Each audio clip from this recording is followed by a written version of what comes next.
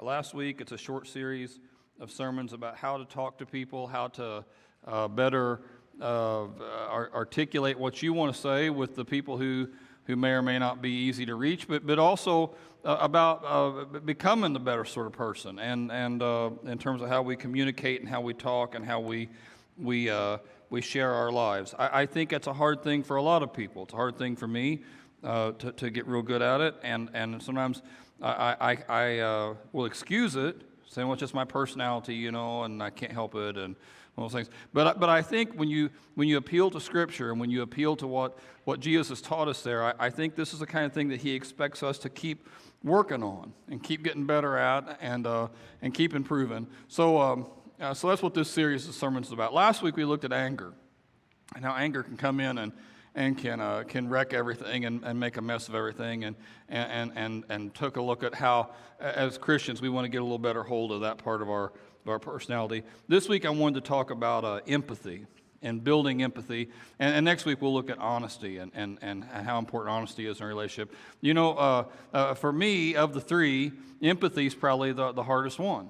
It's probably the one that is the trickiest. I don't think I'm a sociopath or a psychopath or anything like that, but I've always thought that I had a little bit of an empathy deficit compared to maybe other people. And anger, I don't get angry that often, and really I don't.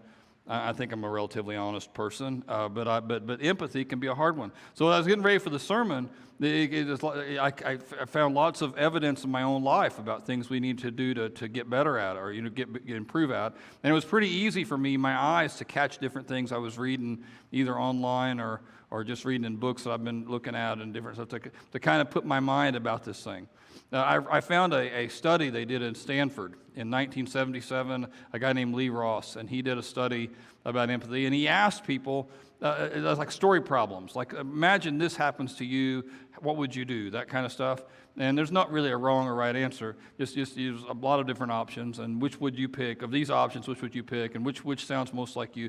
And what he wanted out of that was to get a measure of what people thought about other people in it. So like the one question was, if you were filmed by some crew on the street, they asked you some questions and they filmed you, would you let them use it? If they wanted to use your film, would you let them use it? And why would you or why wouldn't you?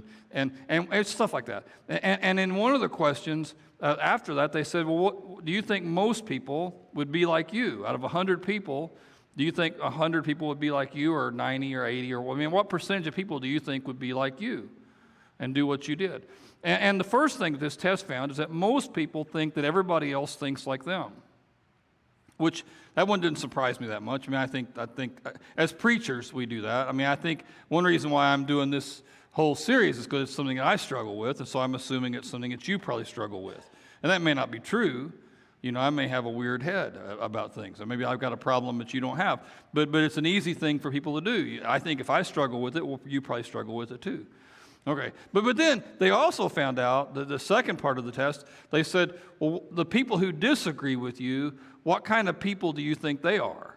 The ones who don't think like you, what do you think of them? So they can ask you a question, what percentage of people do you think agree with you on this? And then what do you think about the guys who disagree? What kind of people are they? And this was a surprising part to me. People kind of instinctively think that people who disagree with them are probably dumb or foolish, misguided. That not only do they think what they think, but that really that's the only right way to think. And if you don't think that way, there must be something wrong with you, that you're abnormal somehow. And then that kind of surprised me. That kind of surprised me. I thought for the most part, people knew that people will disagree with you, and that. But as I got to thinking about it, I think that's probably true too. At least for me, I think I do tend to do that. I don't mean to do it, but I think I do. I think life ought to be lived a certain way, and when people don't live life like I think it ought to be lived, if I don't watch out, I can have bad thoughts about them. I don't plan to do it; it just sort of sneaks in there. And like as an example, the Olympics started a couple days ago, and I was watching the Olympics, the opening ceremonies. And in the opening ceremonies, they were trying to be real artistic with it. France has a long history of art and stuff, and they were trying to be real artistic with their opening ceremonies. And there was one scene in the middle of it where they kind of put on a picture of the Last Supper, but instead of being the Last Supper, it was all filled with transvestites.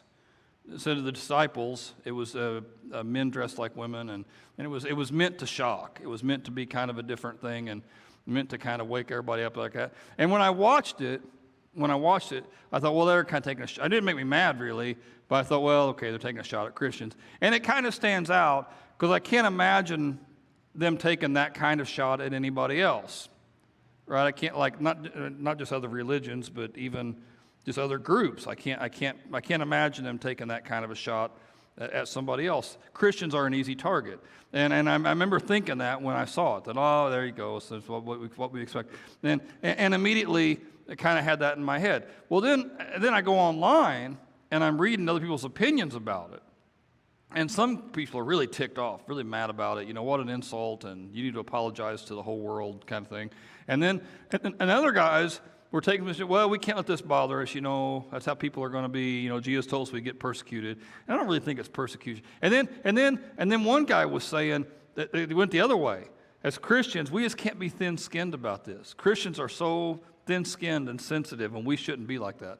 And when I was reading that article, it made me feel a little thin-skinned and sensitive, and I was feeling a little ticked off, a little defensive about what they were saying. And I started thinking about it. I'm sitting there kind of going in my head, all this is all, well, so you're probably not like me in this. I'm probably different than most of you, because I'm getting caught in my own head and get out. I have a hard time getting out. But I'm thinking about that, and the people who put it on, the transvestites, those guys who were part of it, they probably put it on because they think that they're oppressed. And so because they're oppressed, they need to show that they're not oppressed. So they oppress somebody else. Or they probably don't think they oppress somebody else. They probably thought they were making a brave stand for art or something like that. And I started thinking, well, I'm doing this sermon anyway. If I could talk to one of those guys, what would I say? And what would I assume about them? Would I assume they would listen to me? And no, I don't think they would. I think they're probably set in their ways. But again, while I'm sitting there, I'm thinking, well, they would never come talk to me either because they think I'm set in my ways. And so you can't even have a conversation. And I'm sitting there on the couch watching this thing, and all these different thoughts are crowding in my head. And I'm trying to think through the sermon, because that's in my head all week long anyway, and how do I articulate this? You know? I mean, there's going to be people who disagree with you and maybe even disagree with you wildly, but the gospel is for everyone. That's one of our core beliefs, right? And not just for people who are like you, or who think like you, or who vote like you, or who dress like you, or who like the same music you do. It's for everybody. And some of the people who are in everybody are going to see the world wildly different than you do. And so part of being an advocate for Christ then is I've got to learn how to be able to think, at least appreciate how they think. I don't have to agree with it. I don't have to justify it, but I have to learn to appreciate how they put their thoughts together and the way that they think. And if I don't learn how to do that, then I really can't be much of an advocate for Jesus. I can't really speak up for him like I would like to. And so it kind of brought me full circle back to what I wanted to talk about today. Empathy is the ability to understand the other guy's ideas, to see it from their eyes. And the Bible never uses that word, or rare it uses it once. I found one time in the Bible where the word empathize or empathy is used. It's not a word that gets used a lot in the Bible. The concepts around empathy are used a bunch, about how we forgive freely and we have to learn to show grace, and we've got to listen more and judge less. I mean, those things are all talked about in Scripture. But the word empathy is not used very much. And in fact, I can only find it just in one place. It's in Hebrews.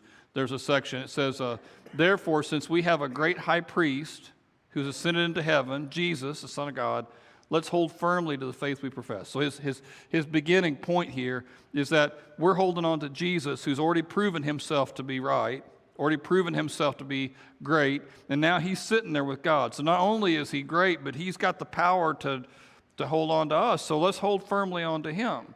Let's remember the partnership we have with Jesus, and let's stay true to it. That's the first sentence. And then he says, for we don't have a high priest who's unable to empathize with our weaknesses, but we have one who's been tempted in every way, just like us, except he didn't sin. That's the only time the Bible, the word empathy that I could find, in the NIV at least, the only time the word empathy is used. It's right here. Jesus had empathy. And it says he can empathize with us in our weaknesses because he's went through it. That Jesus, when he came down here, he could have come down in an ivory tower that nobody could get close to him. He could have come down here and been a hermit on a mountain that no one could ever talk to. You know, he could have done whatever he wanted, but he got right in the middle of all of it. And Jesus knows what it's like to be rejected. He knows what it's like to be hurt. He knows what it's like to send out an invitation for something and not get a response. He knows what it's like. And so we don't have a high priest who's above us that way. He knows how we think because he's been there. He understands our emotions. He understands what it's like to be hit with anger or rage or lust or greed. He knows what it's like to be hit with those things. And at some level, knows more what it's like to be hit with that maybe than we do. This is a C.S. Lewis. It's kind of a long quote. I didn't put it on the screen because it's kind of a long quote, but here it is. Lewis says, "No man knows how bad he is until he has tried very hard to be good." Read that again, just get that in your head. No man knows how bad he is until he has tried very hard to be good. A silly idea that's current, he says, is that good people don't know what temptation means. That's an obvious lie. Only those who try to resist temptation knows how strong it is. After all, you find out the strength of the German army by fighting against it, not by giving in. You find out the strength of the wind by trying to walk against it, not by lying down. A man who gives in to temptation after 5 minutes simply does not know what it would have been like an hour later. And that's why bad people, in one sense, know very little about badness. They've lived a very sheltered life by always giving in. Now, first of all, get a hold of Lewis's idea here. You know the most about temptation the longer you resist. The person who gives in 2 minutes doesn't really know much about it because he gives in so fast. The one who can hang in there and resist knows more. Well, Jesus never gave in to any of it. So at some level, he can empathize with us no matter what level of addiction we're in to sin because he knows what it's like to resist it. He knows what it's like to not give in. In fact, you could do this verse that way, but you can't do it the other way. I can't totally empathize with him because I don't know what it's like to do what he did. I don't know what it's like to stay true no matter what. I don't know what it's like to be faithful no matter what, to be consistent no matter what. I don't know what that's like, but he knows what I'm going through. And yet he never caved. He never gave in. He never surrendered. And so because of that, it says we can approach God's throne of grace with confidence. We can find mercy and grace there to help us in our time of need. Because he's went through it and because he understands us, we can approach him with some confidence. It's not arrogance, not a cockiness, but with confidence. I have freedom to speak openly to Jesus because he knows what I go through. He knows how I think. He's seen it from my point of view. He knows what kind of a battle it is just to be human. And he understands. And he loves us. And so I can approach him with a lot of confidence, knowing that he wants to help me out. Jesus was hurt when he deserved praise. So he knows what that's like. He knows what it's like to be the good person in the relationship. He knows what it's like to be the one who does the right thing, even when the people around him do the wrong thing. He knows what that is. And because he knows what that is, he can understand when I'm in that situation. When Jesus was on the cross, he says a thing, and you've heard it. Most of you have. You have. He's on the cross, and the guys are doing all these awful things. They've already hung him there. They're gambling for his clothes. They're mocking him, and he says, "Father, forgive them for." They don't know what they're doing. They don't understand, right? You might have said either of those things or something a little close to that. Father, forgive them. They don't know. They don't know. And that's an important verse. And you can miss the weight of it when you're reading through it. Jesus is saying if they could see it, if they could see reality, see it real, they wouldn't do that.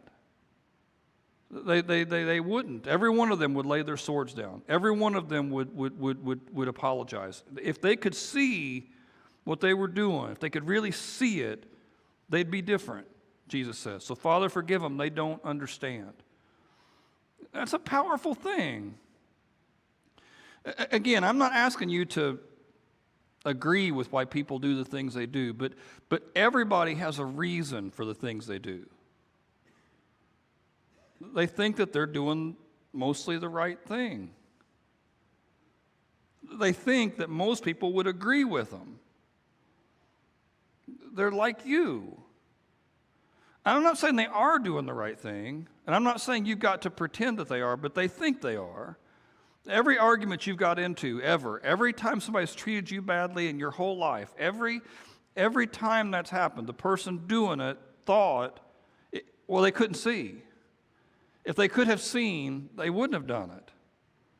That's what Jesus says there. Father, forgive them. They don't know. In 1960, a guy named Adolf Eichmann, Israeli commandos, undercover agents, raided a house in Argentina, and they captured Adolf Eichmann. Eichmann was the guy that Hitler put in charge of the Jewish problem. Eichmann was the guy who was to devise a Jewish solution, a final solution to deal with the Jews. He started with Hitler in 1932, years before World War II. He rose up in the SS, and he eventually was put in charge of the Jewish issue. And it was Eichmann that had the idea to do the concentration camps, working with Hitler. It was Eichmann that developed a lot of the technologies that killed them so efficiently and so fast. It was Eichmann that personally oversaw the death of several 100,000 Jewish people. And after the war was over, he escaped, and no one knew where he was for almost 20 years. But they found him, and they brought him to Israel to stand trial. And they brought in a lot of different Jews who knew him, or people who had lost friends or family members because of him. And one of the guys they brought in was a guy named Yehiel Dinur, and I could be mispronouncing his last name, Dinur.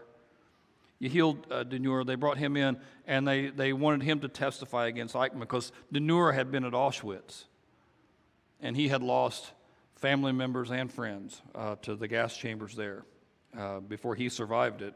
And they brought him in, and he's an older man at this point, and he's a small man, and they brought him in and sat him down in the front row there, and then they brought Eichmann in. And Eichmann's in handcuffs, and they put him behind the bulletproof glass witness stand. And as soon as Dinur sees him, he starts wailing, weeping and wailing and crying real loud. He can't get control of himself. They had to take a recess so he can get control of himself. And all the reporters are trying to ask the guy, what happened? Was he just so evil? You saw somebody so wicked, it really freaked you out. What happened there? And Dinur said, I looked at him, and he just looked so normal.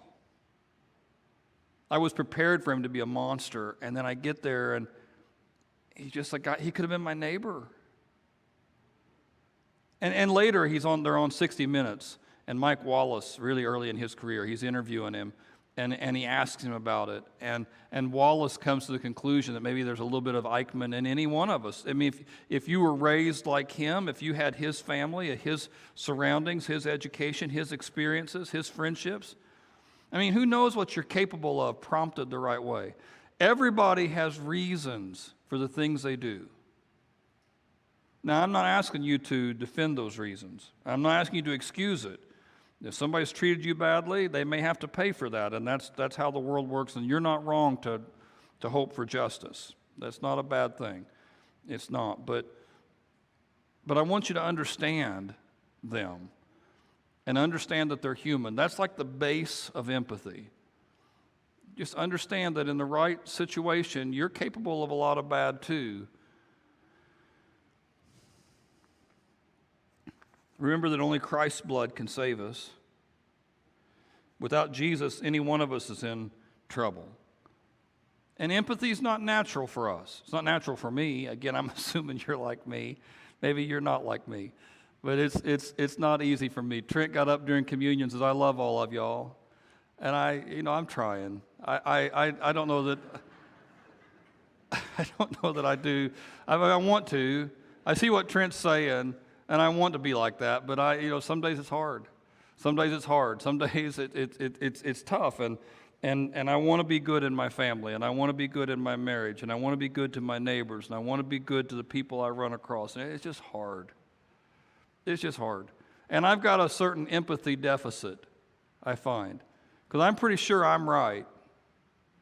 And I'm pretty sure if you're not seeing it the way I'm seeing it, I can explain it to you to where you'll see that I'm right. And if I can't explain it to you to where you can see I'm right, well, maybe it's because you're dumb. Maybe it's because you're not capable of abstract thought. Maybe it's because there's a problem with you. And I'm capable of thinking all those things. I'm in my worst moments, I'm capable of being completely like that. And I need to grow in it. One day we're going to get to heaven, and we're going to see people there that we can't believe got in. You're going to see some people there who bullied you, or who were mean to you, or who you knew weren't honest about one or two things that may have hurt you. And you'll say to yourself, I can't believe they got in.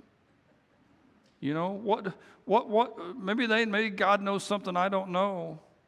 I can't believe they got in. And you know what it is that God knows that you don't know? It's that only Christ's blood saves us. And if it's up to us to be good enough, we're all lost. And the very base of empathy is to recognize that He brings us in. We don't do it. He opens the door. And if I want to be a person who follows Him and represents Him, right, then I need to be a person who's a little more open-minded about what other people think. Again, you're not having to excuse it. You might be right. I mean, somebody's got to be right. It might be you. You might be the right one. Or you might be more right than the other person. That's certainly capable. When your mother told you as a kid, it takes two to fight, that's true, sort of, but it doesn't mean that the two people are even in the problem. The other person may be the knucklehead. You may be the more righteous of the two. But even in that situation, even when it's like that, I think there's great value in at least understanding where the other person's coming from. And when we do that better, we're better witnesses for Him. So what I wanted to conclude with is just 3 little verses here. I'm going to put them on the screen one after another. And they're verses I like to show to people when they say the Bible doesn't make any sense. Well, the Bible, I can't understand the Bible. It's just too confusing. Well, look at this verse then. Like, for example, look at this verse then, I'll say. It says, brothers and sisters, take note of this. Everybody should be quick to listen, slow to speak, slow to become angry. Human anger doesn't produce the righteousness that God desires. You know, it's possible that somebody came in today and you're not a Christian. You came because somebody else invited you, or you came just because you're checking it out, and you don't believe in this stuff, and you're not sure that you're ever going to believe in this stuff. I was there one time. Most of us were at one time in that situation, and maybe that's you here today. But even if that's you here today, you could look at that verse. Well, that makes sense, you'd say. I'm not sure if I believe in Jesus, but sure, everybody should be quick to listen, slow to speak, slow to become angry. That's good advice. My kids could do well to know that. And it's one of those, again, verses you can show somebody who doesn't know the Bible's too confusing. Well, look at this. It's not that confusing. You know, it's pretty easy to understand. We all agree with that, right? I would guess, we're talking about how people think like, I think you all think like me, and you'll do that too. You'll think people think like, I would think that almost everybody in this room would say, yeah, that's pretty good advice. Quick to listen, slow to speak, slow to become angry. People should do that. I would think most everybody, if we voted, true, false, I would guess way over 95% say true. Obviously, that's the right thing. Then why is it so hard? I mean, if it's so obviously the truth, why do we struggle with it? I remember several years ago being there was a bunch of more businessmen than church people. It had a Christian kind of context to it, but we were all there together. None of us really knew each other. We're all kind of introducing ourselves to one another. And I met a guy, and within like the first 3 minutes of getting to know him, he's told me how much money he has in the bank and that he's a black belt in karate. And he's really wanting me to be impressed with him, and what a cool and impressive dude he was. And I had to admit that was pretty cool, some of those things he was talking about. But at the same time, it made me like him less. Well, why would you do that? Why would you feel such an obligation to just jump in there and just talk about yourself so much? Why is that a temptation? Why is it a temptation to just blow your top, get angry, just get really red hot mad? Why is that a temptation? Because it protects you. It's a shield. You know? If I get really white-hot angry, you'll be scared to tell me anything. It's like a Seinfeld episode where George learns if he can just look mad all day long, people won't ask him to do things. Like, hey, Costanza, can you? What? Oh, never mind. And they walk away. And he's learned if you just look angry, people just leave him alone. And that'll work at your house too for a while. It will. It'll work at your work. It'll work. It works. That's why people do it. It's childish, but it works. If you can just be hot, you get your way a lot. You do. If you talk about yourself and just control the conversation, you'll get your way a lot. You will. You'll protect yourself. Nobody will get too close to you. It's a shield that keeps people at a distance. That's what a sermon is at some level. I'm just talking to you, and you can't talk back. Boy, ain't I cool. And keep you all at arm's distance. For a person like me with an empathy deficit, that's easy to do, but it's hard to let people get close. It's hard to listen. Julia was getting on me the other night that I don't listen or something. I forget what it was. She was saying something, and I remember that was in there.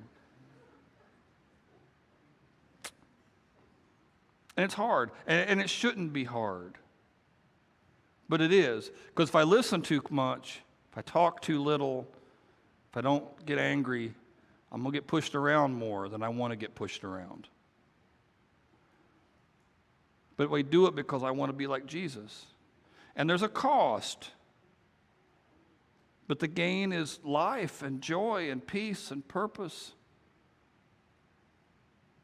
Here's another verse, same idea. And again, it's easy to understand. Be kind and compassionate to one another. Forgive each other. I would think to that point, if we put a period after each other, I would think even non-Christians would say, yeah, that's good advice. Yeah, that'd be good. I should paint that, put that on the wall, let people see it. That's people. That's what you kind of think it'd be nice to like graffiti a wall going into town. That'd make everybody feel better. Everybody agree. That's good advice. That's a good idea. Let's all do that. Why is it so hard? Why is that so tough? I'll preach sermons sometimes about forgiving and how important it is that we forgive, and I'll say, you should do that. And I mean that, by the way, absolutely. 100% of the time, you should forgive. Now, forgiveness and trust aren't the same thing. And if somebody's abused you, you don't have to let them come abuse you again, You can put up walls. You're allowed to do that. But that keeping that anger burning in your heart, thinking about it over, allowing your mind to dwell on it, always holding that grudge, you should absolutely forgive and forgive freely, forgive easily. And I'll preach that, and people will catch me after this. You don't understand my situation.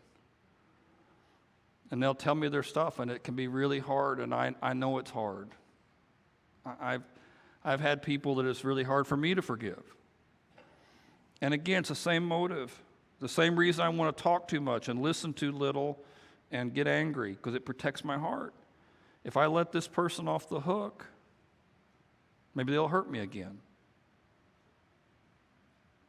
I know I've talked about this in here before. I know I have, but I had a friend in Tennessee, and his wife left him, and it was awful. It really was, and he was the good guy, at least at the end. Maybe he wasn't the good guy before, but at the very end there he was, and it was awful. It was an awful situation, and it stayed awful. And she went out and she married again really quick, and this was before social media, so you really had to kind of work to advertise your new relationship. But she was working at it as much as she could to advertise how happy she was now. And I would talk to him, and he would say, I can't forgive her. I can't let her off the hook. That was the phrase he used. And it's like, brother, she's off the hook. The only one that's getting hurt here is you. And he had such a hard time getting a hold of that. You're giving yourself an ulcer. And she's moved on. And so you're saying she was right. I'm not saying that at all. As I understand what you're describing, she was absolutely wrong. But you hold on to this grudge is crazy. I remember talking about it over and over and over again. And again, scared that if he let her off the hook, that somehow she would be able to get him again. And I get it. There's a cost to following Jesus. He asks you to lay down your sword. And when you do, that does make you a little bit defenseless. People could take a shot at you. And you'll have to be like Jesus and forgive them, knowing that if they could really see, they wouldn't do it. Another verse, same idea here. This is one you've heard. So in everything, do to others what you'd have them do to you. This sums up the law and the prophets. This is the golden rule. Jesus talks about this in the Sermon on the Mount. In everything, do to others what you would have them do to you. Now, actually, this would be easier if it was the negative. Do not do to others what you would not have them do. That would be easier for me if it was the negative. Like I was told by somebody that in the past, before I got here, they would sing happy birthday to people. When it was their birthday, the band would do that every week. They might sing happy birthday. You do that. I don't know if that happened or not, but I was told that it did. And that I should do more of that. And I would appeal to what I thought. I would not do that to you because I would not want that done to me, right? I don't want you all singing happy birthday while I'm standing there smiling. Yeah, I wouldn't want that, so I wouldn't do it to you. And it's very easy. I won't stand on your foot, so I don't want you to stand on my foot. See, it's very easy for me to think that way. But that's not what this says. It says, what do you most want? Then go do that. And that's much, much, much, much harder. Talk to a husband. What do you want? Why are you so mad? I just want to be respected. Well, then respect her. What? Why? I'm not going to give her the satisfaction because she's not, you be the first. You be the first. And you be the only if you have to, maybe for a long time, maybe forever. I mean, they may never change, but you have to decide who you want to be. And I want to be like Jesus. I have proved him over and over. That's the life I want. I want his joy. I want his peace. I want his purpose. I want his vision. That's the life I want. Too many people allow the very worst people in their lives to determine what kind of human being they're going to be. They're angry with you, so you're angry back, or they're mean to you, so you're closed and hard, and you just can't do that. That's what this verse says. You give them what you want. You be the change. You recognize that not everybody's going to respond compassionately when you do that, and you'll have to forgive them because they don't see it yet, but they will. Jesus will ultimately be proven right. His way will ultimately be proven true. It has been over and over and over and over and over again. So we make a decision. I'm going to build this quality of trying to understand the other person because I'm going to learn to love like Jesus and have grace like Jesus, be merciful like Jesus was to me.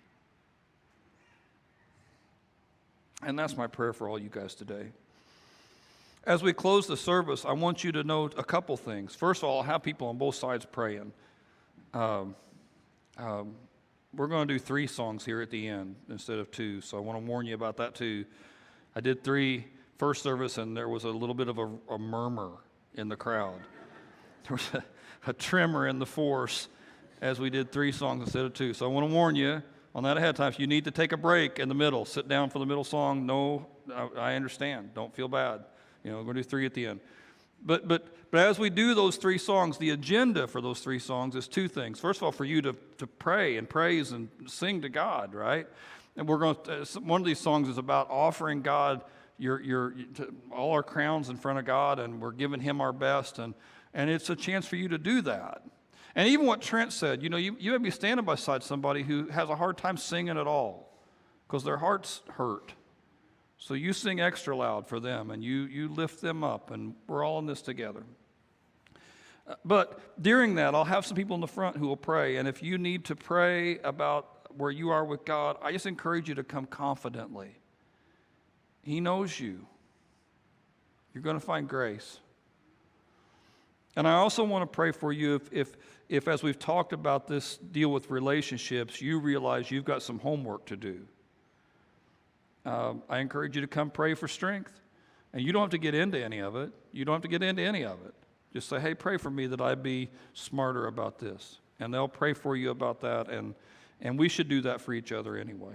So I encourage you to take advantage of this time to come do those things. Won't you stand up with me, and I'm going to pray, close service. Dear God, we thank you for this group. And Father, as we come into this place and this time, I know everybody's carrying different things. And maybe, God, there's some people here who are just carrying monstrously big loads. And so I pray, God, for them today that you help them to lay that down, to trust you, God, to carry it. And if there's anybody here, God, who needs your attention, I pray, God, that you bless them. In Jesus' name, amen.